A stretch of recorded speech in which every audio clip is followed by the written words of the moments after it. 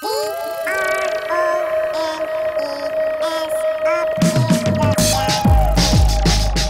September 15th to 17th, Occupy Wall Street gathered in Lower Manhattan to commemorate one full year of actions. The 3 days were broken up into a day of education, a day of celebration, and a day of liberation. People are out here today primarily to celebrate the one-year anniversary of the encampment that happened last year in the Wall Street district. Those in attendance made clear that their movement is far from over. Occupy, in its second year, has matured. The energy is still there, and it's spreading out. Since the eviction of Occupy Wall Street from Zuccotti Park, there has been a proliferation of neighborhood organizing around local issues. We're breaking off into separate groups to focus on issues. Instead of being on one big location, we're doing concrete things in neighborhoods and at workplaces. People did go back into their neighborhoods and are organizing rent strikes now. Occupy the Homes has come out of it. Stop and Frisk has been a major organizing focus now. So I think people are going to their neighborhoods, looking at issues that are affecting them locally, figuring out how to organize with people in their community. These are the kinds of projects that summon the public participation, the participation in direct democracy that you live every single day. The mood throughout the 3 days was celebratory, marking the many achievements of the Occupy movement thus far. Participants highlighted some specific impacts that Occupy has had. I think Occupy deserves a lot of credit. We've seen a summer of scandal with the banks. We've seen a lot of prosecutions. There was a large settlement with Wells Fargo over discriminatory housing practices. There were investigations into LIBOR manipulation. And LIBOR manipulation was known about all the way back when it was happening in '08. So I think a lot of the credit goes for creating the political cover for those prosecutors, for those politicians, to go after these moneyed interests. And I think the credit for that goes to Occupy. Participants also stressed the deeper political impact of Occupy.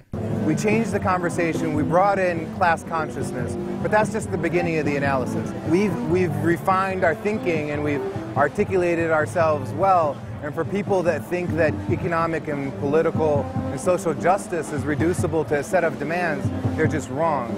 This is a structural issue that's happening globally, and it is a crisis of capitalism. Many participants view Occupy Wall Street as an important part of a global movement that rejects structures of representation and pushes for more horizontal forms of organizing. The refusal of representation, both the electoral system and party structures and even representatives of the movement itself, that questioning of representation goes with a reinvention of democracy. So we are part of a global phenomenon that is including tens of millions of people who are coming together with forms of direct democracy and direct action. What we're discovering together is new ways of organizing that are horizontal, that are empowering to communities, that actually people take their lives into their own hands.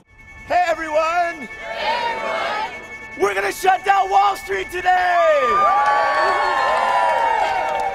The 3 days of action culminated on September 17th, when affinity groups swarmed the financial district using direct action in an attempt to shut down the center of global finance.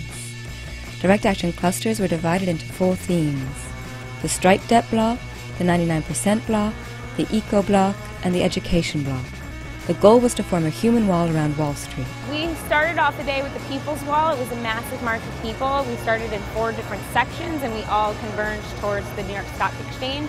There were a number of people that sat down in civil disobedience and were promptly picked up by the police.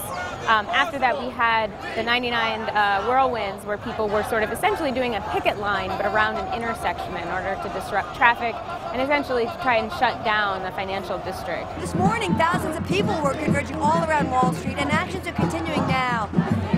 There were over 100 arrests this morning, and in the meantime, we have reoccupied Liberty Square.